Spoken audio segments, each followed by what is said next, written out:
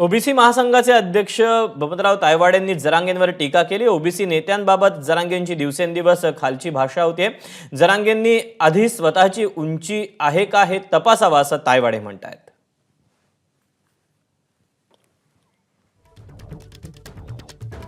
जरांगे पाटील दिवसेंदिवस ओबीसी नेत्यांवरती जे खालच्या स्तराची भाषा वापरतात आहे, कुणाचं पॉलिटिकल कॅरियर संपवण्याची भाषा करत आहेत, तेवढी त्यांची उंची आहे का याचा पहिले त्यांनी विचार करावा।